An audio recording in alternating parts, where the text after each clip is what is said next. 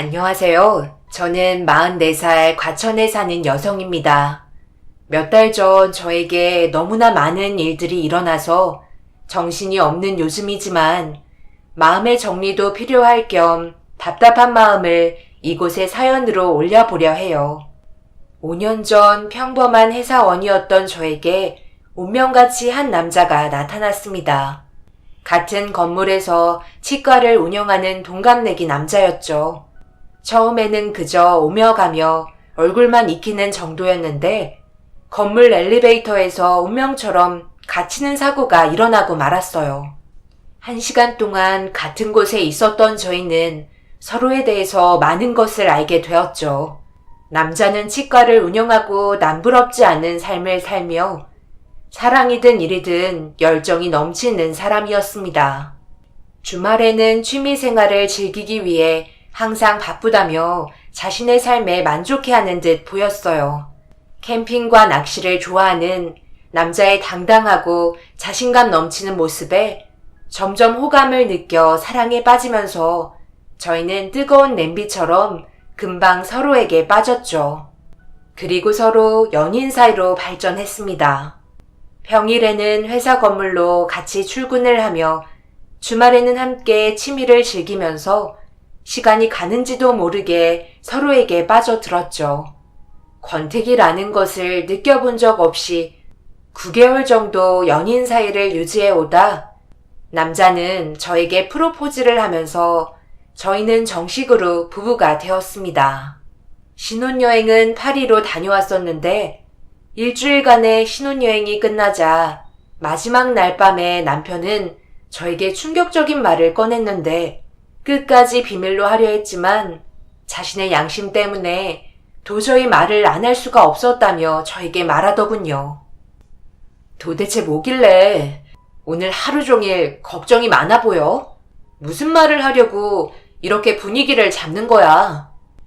실은 내가 딱 한 가지 은정이 너한테 말하지 못한 게 있어. 실은 나 이혼했었어. 그러니까 결혼을 한 번 했었다는 거야. 뭐? 결혼을 했었다고? 나한테 그런 말 한 번도 한 적 없잖아. 언제 했는데? 누구랑? 혹시 아이도 있니? 아이도 없고 그 여자는 이 세상에 없는 사람이야. 사고로 떠났어. 결혼 생활도 오래 하지 못했고 서로 성격 차이로 많이 싸웠거든. 그런데 그렇게 갑자기 세상을 떠나고 몇 년을 혼자 지내다 정말 운명처럼 은정이 널 만난 거야. 결혼한 적이 한 번 있고 이혼했다고 말하려 했는데 네가 어떻게 받아들일지 겁이 나서 지금은 많이 지난 이야기고 말 안 해도 그만이지만 우리 이제 부부가 됐잖아. 내 과거 숨기고 싶지 않아서 너한테 떳떳하고 싶었거든. 남편의 이런 말에 차마 과거 일을 다시 끄집어내서 싸우고 싶지 않았어요. 어차피 지난 일이었고 이미 전 부인은 이 세상에 없는 사람이라 했으니 마음을 놓았네요. 저에게 숨기지 않고 사실대로 말해준 남편이 진심으로 고마웠습니다. 신혼여행을 마치고 며칠 쉬다 다시 일을 나가며 남편 역시 치과 운영을 하며 서로 별 문제 없이 잘 지냈네요. 외동이었던 남편에게는 홀어머니가 계시는데 두 사람의 사이는 그렇게 가까운 모자 사이가 아닌 듯 했어요. 남편의 성격이 살갑지 못해서 그런가 싶기도 하고 오히려 시모에게 덤덤한 태도의 남편이 저에게는 큰 문제가 되지 않았네요.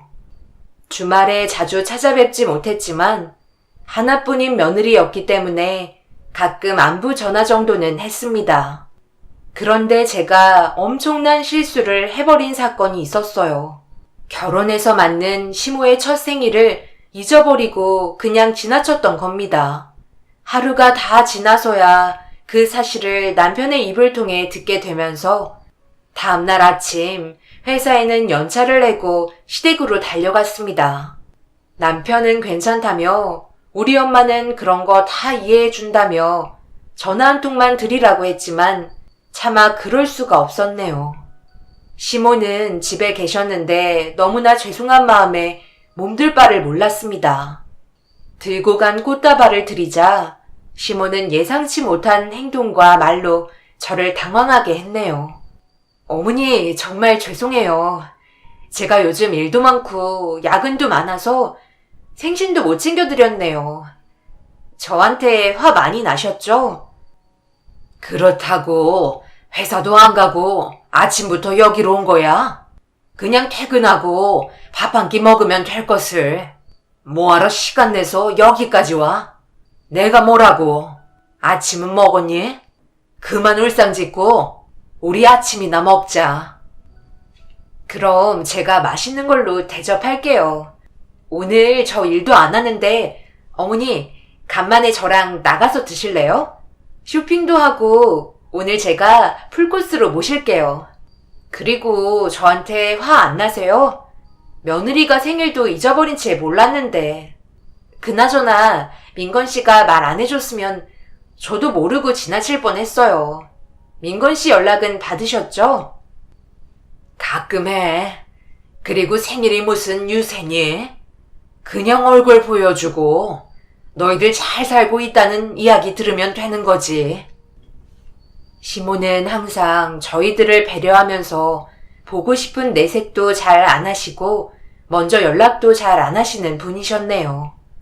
친구들에게 이런 이야기를 하면 어떻게 그런 시모가 있냐면서 부럽다며 시집 잘 갔다는 이야기를 하는데, 한편으로는 간섭 없는 시모가 부담이 없을 때도 있지만 시부도 돌아가시고 혼자서 여생을 보내시는 시모가 안쓰럽기도 했습니다. 남편도 시모를 살뜰하게 챙기지 않더라고요. 그런 일로 가끔 다툰 적이 있는데 한 번은 시모의 건강검진이 있었네요. 아무래도 연세도 있으시고 옆에 누가 있어야 할 것 같아서 남편에게 점심시간에 맞춰 어머니랑 병원에 같이 가보라 했는데 안 가겠다며 바쁘다는 거예요. 남편이 원장이지만 다른 선생님도 있었던 날이라 충분히 시간을 뺄 수도 있는데 자꾸 핑계들을 늘어놓길래 화가 나자 언성을 높이며 싸우고 말았습니다. 도대체 왜 같이 안 가겠다는 거야? 당신 어머님이잖아. 나이 많으신 분 혼자서 건강검진을 받게 해? 내가 갈 수 있으면 당신 이렇게 귀찮게 안 하지. 그런데 내가 도저히 이번에 시간을 못 내니까 당신이라도 가보라는 거잖아. 내 부모야? 당신 부모인데 내가 이렇게 신경을 써야 해? 혼자 계시는 어머님이 불쌍하지도 않아? 엄마 혼자서도 잘하고 건강검진 한두 번 해?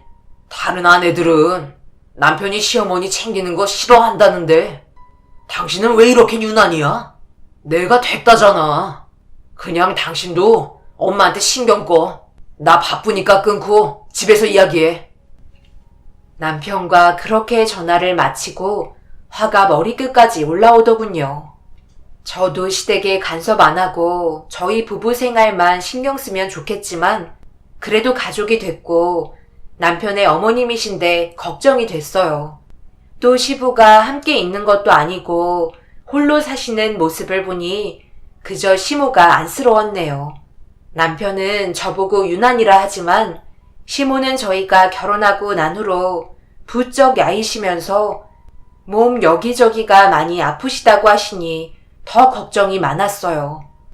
시모의 성격상 저희가 서운하게 해도 말하지 않으시고 그저 웃으시면서 넘어가셔서 그 모습도 너무 죄송했죠.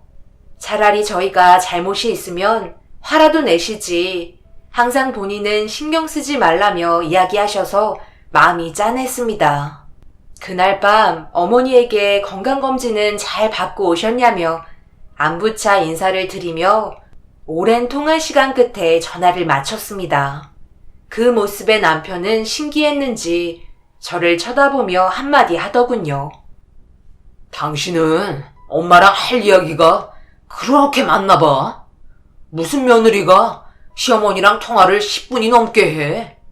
코드가 잘 맞아? 당신 아들 맞아? 코드가 맞는 게 아니라 어머니 이야기를 들어주면서 맞장구 치는 거잖아. 오늘 건강검진하면서 이런저런 이야기 하시고 싶으셨을 텐데 그거 몇 마디 들어드리는 게 무슨 일이라고? 혼자 사시는 어머니 생각 좀 해. 가만 보면 나한테 다 맡기는 것 같아. 당신 엄마잖아.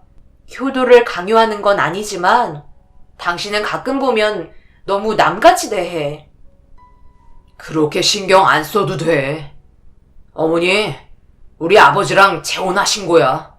그러니까 어떻게 보면 새엄마이고 나랑 완전 남이라고. 내가 30살에 전 부인 만나고 이혼해서 몇 년 있다가 아버지가 재혼하셨거든. 엄마는 나 대학교 다닐 때 병으로 돌아가셨어. 아버지도 엄마 돌아가시고 참 오래 잘 버티셨는데 결국 재혼하시더라. 아버지 돌아가시기 전에는 아버지 때문이라도 어머니 대접해드렸는데 이제 뭐하러 그래? 그냥 덤덤해지던데. 당신도 그렇게 신경 쓸 필요 없어. 남편의 입에서 너무나 충격적인 말이 나오자 정신이 아득했습니다. 그동안 남편이 시모에 대해서 왜 크게 반응하지 않았는지 이유를 알게 되었죠. 남편은 더 나아가 시모가 시부의 재산을 보고 들어온 거라면서 나중에는 어머니라 부르던 호칭이 그 여자로 바뀌면서 말하기도 했네요. 그동안 저에게 말을 안 했기 때문에 시모에 대한 예의를 차린 거였다고 하더군요. 그런데 이제는 제가 알게 됐으니 남편도 잘 됐다면서 더 이상 가식을 안 떨어도 된다며 저에게 시모에 대한 태도를 보여주는데 조금 무례하다고까지 여겨졌습니다. 점점 남편은 시모를 무시했고 명절에 찾아뵙지 않고 여행을 가자는 이야기마저 하더군요. 그래서 이건 아닌 것 같아 남편을 설득해서 명절날 혼자 계신 시모를 찾아갔습니다. 시모는 정성스레 음식을 해놓으신 채 저희를 기다리고 계셨어요.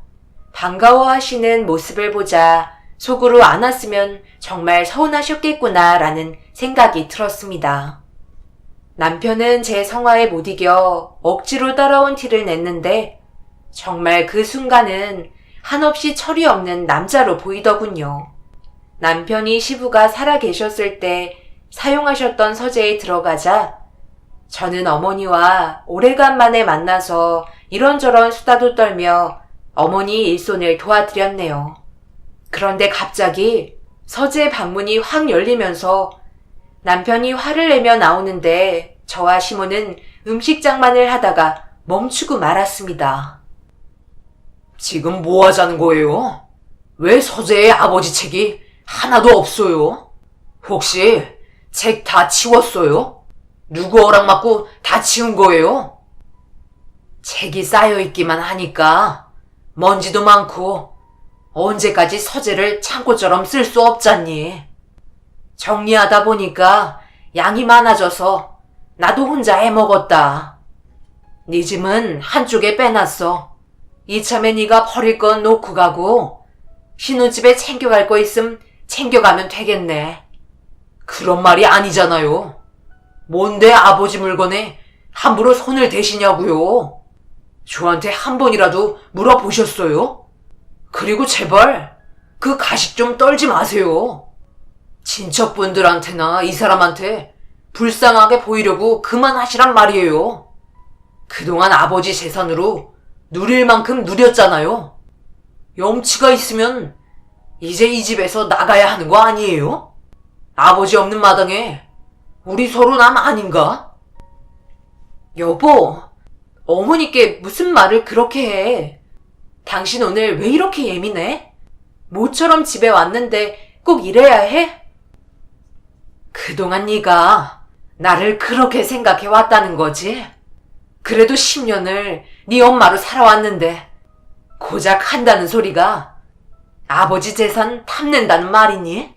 아들 딸린 집안에 나이 많은 남자한테 시집와서 나도 하고 싶은 거 못하면서 10년을 보냈어. 이제 와서 내 뜻대로 집안 정리 좀 한 게 그렇게 화낼 일이야? 아버지 돌아가시고 결혼해서는 집에 얼굴 한번 비추지 않아 놓고는 네가 무슨 자격으로 이렇게 화를 내는지 모르겠다. 민건이 너는 자꾸 우리가 남이라 하지만 법적으로 우리는 가족이고 나는 네 엄마다. 항상 네 눈치만 봤는데 이제 나도 더 이상 그렇게 안 하려고. 며느리랑 아들한테 대접받고 살 거야. 내가 뭘 그렇게 잘못했는데 너한테 눈치 받으며 사니? 제가 모를 줄 아세요? 최근에 변호사 만나서 아버지 재산에 대해서 이야기 나눴다고 들었는데 또 무슨 일을 꾸미려고 그러는 거예요? 지금까지는 아버지랑 같이 산 세월이 있으니까 보상 받으신 거라고 생각할게요. 하지만 이 집에 있는 아버지 흔적은 마음대로 하지 마세요. 마음 같아서는 어머니 다른 집으로 가시게 하고 싶을 정도이니까요. 남편은 유독 어릴 적 친어머님과의 추억이 가득한 집에 대한 애정이 강한 사람이었더라고요. 나중에 어머니한테서 들은 이야기지만 10년간 살면서 남편은 시아버지 앞에서만 엄마 대접을 해줬지 항상 자신한테 삐딱하고 마음을 쉽게 열지 않았다고 했네요. 남편의 마음을 열기 위해서 시모는 최선을 다했다는데 지금도 역시나 마음에 쌓아놓은 것들이 많은지 남편은 아직까지 시모에게 모질게 대하더군요. 남편을 달래서 저녁까지 먹고 시댁에서 나와 집으로 가는데 조심스럽게 시모가 왜 그렇게 싫은지 물어봤죠. 남편의 이야기는 달랐는데 도대체 누구의 입장이 맞는 건지 혼돈스러웠어요. 도대체 왜 이렇게 어머니를 싫어하는 거야? 사춘기 소년도 아니고 아버님 재혼하실 때 이미 당신은 다 큰 성인이었잖아. 그리고 그때는 전 부인이랑 이혼했을 때고 나로서는 당신이 어머니를 싫어하는 이유를 모르겠어. 단지 아버님과 재혼한 새엄마라는 이유로 그런 거야? 홀로 계신 어머님이 안쓰럽잖아. 너무 매몰찬 거 아니야? 그 얼굴에 속으면 안 돼. 나 전부인 떠나보내고 힘든 시기 보내고 있을 때 아버지가 갑자기 재혼하신다면서 지금의 새엄마를 소개시켜 준 거야. 이미 법적으로 할 건 다 해놨더라고. 식은 안 올리고 우리 집에 와서 산다는데 내가 얼마나 당황스럽겠어. 나도 다 컸고 성인이고 남자니까 아버지를 이해하려 했는데 새엄마 말에 무조건 따르는 아버지를 보니까 참을 수 없겠더라고. 그래서 따로 나가 살던 집 정리하고 본가로 들어가겠다니까 나 몰래 새엄마가 아버지한테 엄청 반대했더라고. 집에 들르겠다는 이야기 없이 저녁 늦게 집에 들어간 적이 있는데 아버지 앞에서 나랑 같이 한 집에 못 살겠다고 말하는 걸 보고 안 되겠다 싶더라. 어느 자식이 그 모습 보고 좋아하겠어? 아무리 이해하고 생각하려 해도 용서가 안 돼. 겉으로는 나한테 가족이니 아들이니 그러는데 분명 뭔가 계획하고 있는 거야. 당신도 그 여자 너무 믿지 마. 지금 아버지 재산이 다 그 여자한테 가 있어서 내가 참고 있는 거지. 어차피 세상 떠나면 아버지 재산 다 내가 받게 돼 있어. 그때까지만 참는 거야. 그러니까 당신도 너무 애쓰지 않아도 돼. 그냥 성의만 가끔 표하고 남들이 이상하게 보지 않을 정도만 신경 쓰면 되는 거야. 그래도 내 입장에서는 그게 아니지.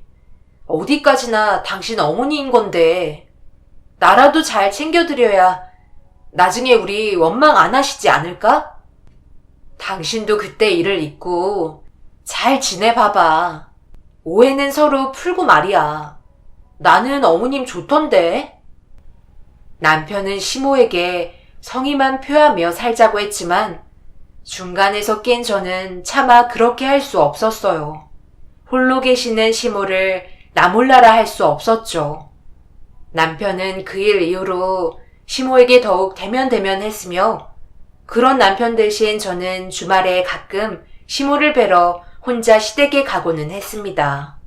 하루는 공원 산책을 같이 나갔는데 걱정스런 표정으로 저에게 대하는 시모의 입에서 뜻밖의 말이 나왔는데 그러지 않을 거라는 걸 알지만 그 말을 듣자 머리가 혼란스러웠네요. 은정이 니 덕에 요즘 사는 게 재밌다. 너는 민건이랑 별일 없니? 민건이랑 내 사이가 안 좋아서 네가 힘들지? 힘들 게 뭐가 있어요. 각자 할 수 있는 만큼만 하면 된다고 생각해요. 민건 씨 입장에서 볼 때 어머니를 오해하는 부분도 있는 것 같고 저는 민건 씨가 빨리 화 풀고 어머니한테 잘해드렸으면 좋겠어요. 어머님이 마음 아프시겠지만 조금만 기다려주세요. 대신 제가 이렇게 딸 노릇 잘할게요. 어쩜 이렇게 반듯한 색시를 구해왔을까? 은정이 너한테는 이런 말 하면 안 되지만 민건이 전 부인도 아주 심성이 착했다고 하더구나. 민건이 아빠 만나서 재혼하기 전에 있었던 일이라 네 시아버지한테만 들은 게 전부지만 전 부인이 참 예의도 바르고 어른들 잘 챙기며 반듯했대. 나도 사진으로만 봤는데 은정이 너처럼 착해 보였어. 너랑 비교하는 게 아니라 전 부인도 그렇게 착하고 예뻤다는 거야. 은정이 너처럼. 그런데 그렇게 착한 아이를 민건이 때문에 세상 떠나 보냈으니 지 성격에 못 이겨서 그런 거야. 누굴 탓해? 어머니, 뭐라 그러셨어요? 민건 씨가 전 부인을 떠나보내게 했다니요? 저한테는 사고당해서 그런 거라 해서 당연히 교통사고겠구나 했는데 그런 게 아니었어요? 혹시 민건 씨가 저한테 뭘 숨기고 있는 걸까요? 더 깊게는 이야기하지 않았나 보구나. 그럼 다음에 민건이한테 물어보렴. 내가 괜히 말해서 또 민건이 화낼라. 그리고 은정이 너는 민건이를 얼마나 믿니? 너희가 짧은 시간에 만나서 결혼을 한다길래 처음에 나는 결혼을 말리고 싶더구나. 아직 서로에 대해 잘 알지도 못하는 것 같은데 결혼하겠다 하니 걱정이 앞섰어.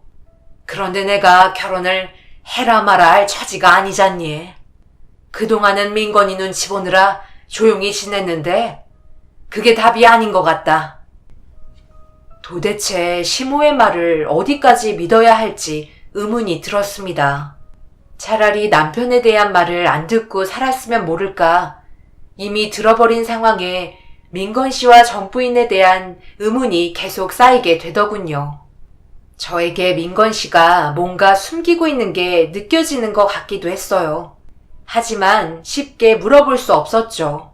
가뜩이나 시모와 관계가 안 좋은 남편인데 여기에 기름만 더 붓는 꼴이 될까봐 조심스러웠거든요. 번번이 두 사람 사이에 껴서 난감할 때가 한두 번이 아니었죠. 그러던 어느 날 남편이 갑자기 출장을 가야 한다며 마다가스카르라는 섬나라에 다녀오겠다는 이야기를 했어요. 2주 정도 있다 와야 할 것 같다는 남편의 말에 기분 좋게 다녀오라는 말이 안 나왔죠. 하지만 일 때문에 간다며 본인도 가기 싫은 거 억지로 가는 거라길래 더 이상 싫은 소리를 할 수 없었네요. 남편이 출장 준비를 하며 바쁜 시간을 보낼 때쯤 하루는 남편의 야간 진료가 있는 날이길래 때마침 저도 회사에서 늦게 퇴근한 날이어서 함께 집에 들어가기 위해 남편 몰래 치과에 간 날이 있었습니다. 제가 온 걸 말하지 않고 놀래켜 주려 했던 건데 그날 남편의 추악한 모습을 보고야 말았고 치과에서 벌어지고 있는 충격적인 상황을 보고 분노에 휩싸였습니다. 이거 한번 봐봐요. 이 보석이 우리가 가는 마다가스카르에서 나오는 희귀 보석이래요. 이 보석 구해줄 거죠? 당연하지. 내가 왜 마다가스카르까지 가는데? 당신이 원하는 거 구하러 가는 거야. 학교 출장은 안 가도 그만이야. 역시 우리 원장님이 최고라니까. 그런데 사모님은 이 사실 알아요?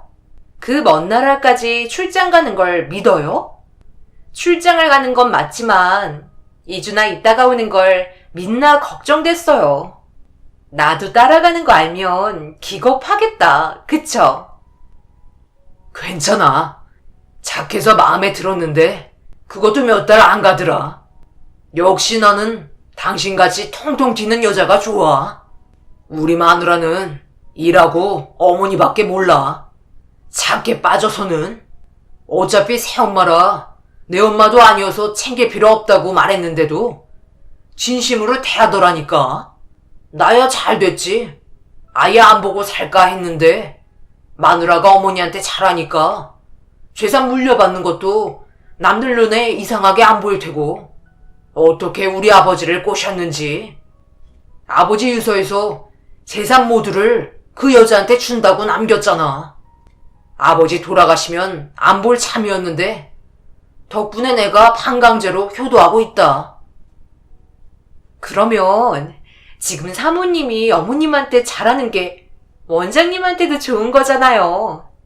사모님이 어머님한테 잘하게 내버려둬요. 남편과 치과 직원으로 보이는 여자의 대화에 참을 수 없는 분노로 몸을 가눌 수 없을 정도였네요.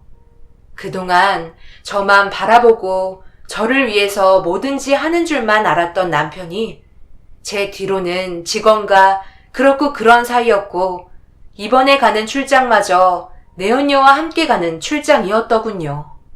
예전에 우연한 계기로 남편의 핸드폰을 본 적이 있었는데 남편 사진첩에 그란디 디어 라이트라는 보석 사진을 본 적이 있었어요. 어느 기사를 캡처해 놓은 것 같았는데 이 보석 사진이 뭐냐고 묻자 세계에서 5손가락 안에 드는 비싸고 희귀한 보석이라며 다이아몬드보다 더 비싼 거라 신기해서 저장해 놓은 거라고 둘러대서 그런가 보다 했네요. 그런데 이 보석을 내연녀를 위해 저장해 놓은 걸 알자 어이가 없었습니다. 또 그 희귀한 보석을 구하려고 내연녀와 마다가스카르에 갈 계획을 세우다니 출장은 그저 핑계의 일부이고 함께 여행을 하며 보석 찾기라도 할 참이었나 보더군요. 당장 그 자리를 뒤엎고 출장이고 뭐고 망쳐놓고 싶은 마음이 굴뚝 같았지만 이성적으로 생각하기로 했습니다. 남편은 저를 그저 바보고 착한 여자로 알고 있었겠지만 이렇게 저만 억울하게 당할 수는 없었어요. 남편이 내연녀와 마다가스카르에 가 있는 2주 동안 저는 저에게 이혼을 할 수 있는 유리한 상황을 만들기로 했죠. 제가 여행지까지 따라갈 수는 없었기에 사람을 한 명 붙이기로 했습니다. 돈이 좀 들긴 했지만 어차피 이 남자의 재산을 가져올 생각을 했기 때문에 초반에 드는 비용은 아깝지 않더군요. 드디어 남편이 출장을 가는 날이 다가오자 웃으며 남편을 보내주었습니다. 제가 고용한 사람 역시 남편과 함께 비행기에 올랐네요. 고용된 사람은 저에게 수시로 남편과 내연녀의 모습들을 포착해서 전송해 주었어요. 2주 동안 그 사진과 영상들을 보면서 정신을 잃지 않으려고 애썼던 게 기억이 납니다. 참을 수 없는 고통의 시간이었죠.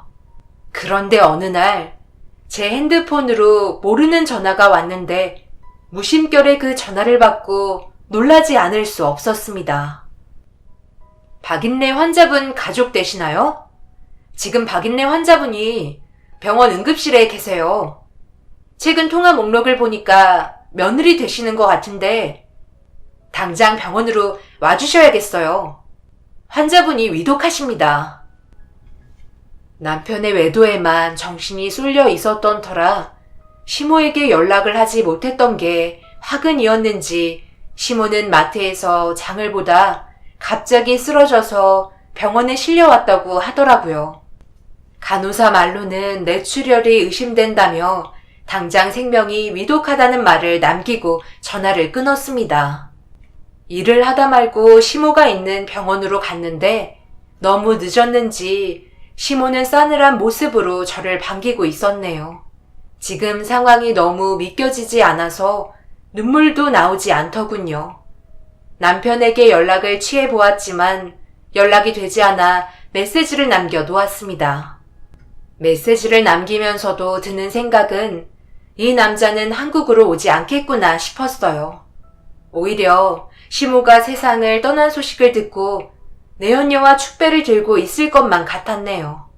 일주일이라는 시간이 더 남았기에 마지막 불행을 위해 그동안 마음껏 즐기라며 남편을 내버려 두었습니다. 이 사실을 모르는 친정 식구들의 도움으로 시모의 장례를 무사히 치러냈네요.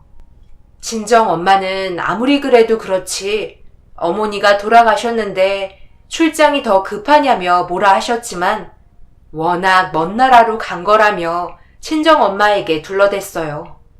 친정 가족들은 무심한 남편에 대해 혀를 찼습니다. 허망하게 시모를 떠나보내니 남편의 배신보다 시모의 빈자리가 저에게 너무나 크게 다가오더군요. 시모는 요리를 참 잘하셔서 자주는 아니지만 제가 시댁에 찾아갈 때마다 잔칫날처럼 음식을 맛있게 만들어 주셨어요. 먹는 걸 좋아하는 저였기에 음식도 잘하시고 항상 웃는 모습으로 저를 대해주시는 시모가 진심으로 좋았던가 봅니다. 시모가 없는 시댁에서 함께한 시간이 많지는 않았지만 시모의 짐들을 정리하고 있는데 낯선 여자와 함께 웃으며 찍은 사진들을 발견하게 됐네요.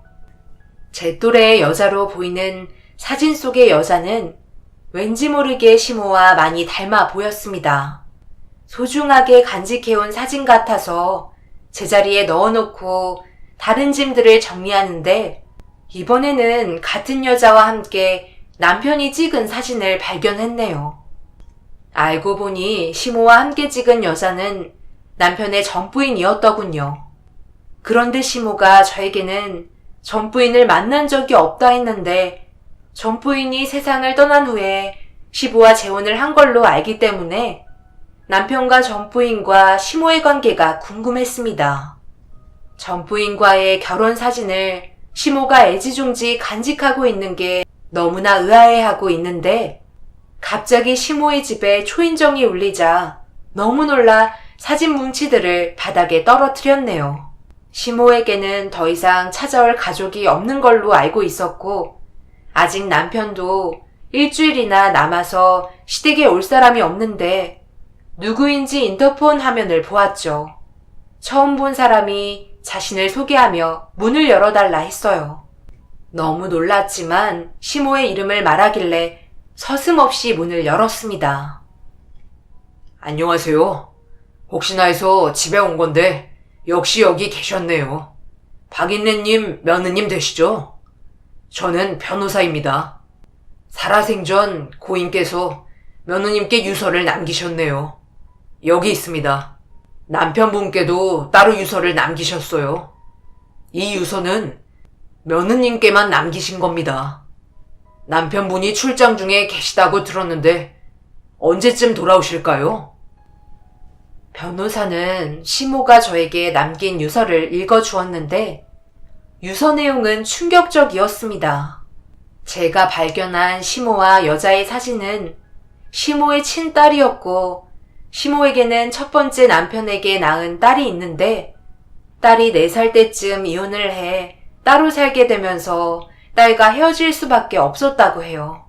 그렇게 딸과 헤어진 채로 살아오던 중 딸이 민건 씨와 결혼을 한다며 자신을 찾아왔고 그때가 처음이자 마지막의 딸의 모습이었다고 하네요. 친딸은 이미 아빠와 새엄마가 있는 가정에서 살아와서 시모의 존재를 민건 씨한테는 밝히지 못했다고 해요. 간간히 친딸과 연락을 하며 지내왔는데 친딸과의 연락을 통해 민건 씨의 외도를 알게 되었고 그로 인해 힘들어하는 딸을 지켜볼 수밖에 없었다면서 유서는 읽어져 내려갔습니다. 민건 씨의 외도로 친딸의 삶이 엉망이 되었으니 교통사고로 친딸을 잃은 건 줄로만 알았지만 시모의 촉은 그렇게 느끼지 않았던 것 같아요. 결국 친딸의 사고가 민건 씨와 관련이 있을 것만 같아 이 방법 저 방법 다 동원해서 민건 씨와 사고의 연관성을 찾아보려 했지만 증거를 쉽게 찾을 수 없게 되면서 한계에 부딪히자 민건 씨의 아버지에게 다가가 재혼을 성사시키게 되면서 민건 씨의 새엄마로 나타나게 된 거죠. 민건 씨의 곁에서 친딸의 죽음에 대한 증거를 찾으려고 노력했지만 지금까지 찾을 수 없게 되자 결국 시모는 시부의 재산을 노리게 되었다네요. 시부가 돌아가시기 전 유서에 자신이 재산을 상속받을 수 있게 시부와 이야기를 나눴다는군요. 다행히 시부는 시모를 무척 사랑하셔서 시부의 재산은 결국 모두 시모에게 넘어갈 수 있었대요. 그리고 이제는 시부의 재산을 저에게 다 상속하신다는 유서의 내용이었습니다. 변호사는 시모의 유서를 다 읽어내려간 후 저에게 유서를 보여주었네요. 다시 읽어봐도 믿을 수 없어서 읽고 또 읽어내려갔습니다. 변호사에게 남편과 전 부인의 사진을 보여주며 이 사람이 시모의 친딸이냐며 묻자 변호사는 모든 걸 다 알고 있다는 듯 고개를 끄덕이더군요. 친딸을 위험에 빠뜨린 사람과 한 식구처럼 지냈을 시모의 심정이 헤아릴 수 없을 만큼 가슴이 아팠습니다. 딸의 사고에 대한 억울함을 끝내 찾지 못하고 간 시모가 그저 안타까웠네요. 이렇게 남편에게 당할 수만은 없어서 남편이 전 부인을 어떻게 했는지 알아내야만 했어요. 일주일이 어떻게 지나갔는지도 모르게 지나갔고 드디어 집에 온 날 술상을 차려놓고 남편을 맞이했습니다. 남편은 저에게 혼자서 시모의 장례를 치러준 것에 감사하다며 제 비위를 알아서 맞춰주었어요.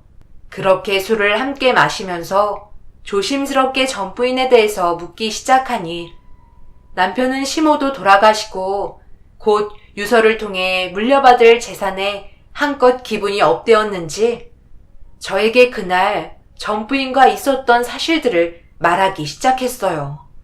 남편의 입에서는 생각지도 못한 충격적인 말이 나왔는데 서둘러 핸드폰을 본 척하며 녹음하기 시작했네요. 당신 마음도 알아. 전 부인에 대해서 궁금하겠지. 나라도 그럴 테니까. 전 부인이 살짝 의심을 하는 게 있었어. 나한테 다른 여자가 있다며? 자꾸 의심하잖아. 난 진짜 결백한다고 말했는데 그날따라 유독 내 심기를 건드리는 거야. 그래서 도로변에서 다투다가 인도도 없는 곳에 전 부인을 차에서 내리라고 했지. 뭐 알아서 집에 걸어오겠지 싶어 나도 차로 돌아오는데 퍽 소리가 나면서 내 앞에서 무언가가 날아가는 게 보였거든. 근데 실은 그게 전 부인일 거라는 생각이 들더라. 하지만 안 봤어. 그냥 무섭기도 하고 차물고 거기를 빠져나왔는데 새벽에 아내가 세상을 떠났다는 연락을 병원에서 하더라고. 그게 다야. 내가 전 부인이 세상 떠나는 걸 봤지만 말하지 않은 거지. 시모가 생각했던 것처럼 전 부인은 남편 때문에 세상을 떠난 거였습니다. 사람이 눈앞에서 사고를 당했는데 그걸 알고도 남편이란 사람은 자신의 차를 타고 돌아온 거였어요. 이 사실을 알자마자 다음날 경찰서로 향했고 남편은 체포된 동시에 변호사를 만나게 되었습니다. 그리고 시모의 유언장을 보자마자 온몸에 경련을 일으키며 쓰러지고 말더군요. 시모의 유언장에는 저에게 시부의 모든 재산을 상속하시겠다는 내용과 전 부인이 자신의 친딸임을 밝히는 내용이었어요. 남편이 깨어난 후 저 역시 남편의 면상에 이혼 서류를 보여주었네요. 남편은 아버지의 재산 때문에 저와 이혼을 할 수 없다며 몸부림쳤지만 내연녀와 마다가스카르에서 사랑을 즐겼던 증거를 보여주자 자신이 뭐래도 불리한 상황임을 직감하더군요. 최근에 이혼 서류에 도장을 찍었어요. 남편은 아버지의 재산을 찾기 위해 변호사비로 많은 돈을 지불해서 치과 운영을 더 이상 못하게 되었고, 거액으로 사온 희귀보석은 내연녀가 가로채서 찾을 수 없게 되었다고 하네요. 결국 남편은 내연녀에게도 버림을 받고 빈털터리가 되고야 말았죠. 그리고 현재는 전 부인의 사고에 대한 법적 처벌로 징역 4년을 받았습니다. 저는 시모의 바람대로 남편이 꼭 죗값을 달게 받았으면 좋겠어요. 이 상황을 하늘에 있는 시모와 전 부인이 보았겠죠? 그곳에서 억울함을 조금이나마 덜고 행복했으면 좋겠네요. 제 기막히고 가슴 아픈 사연을 들어주셔서 감사합니다.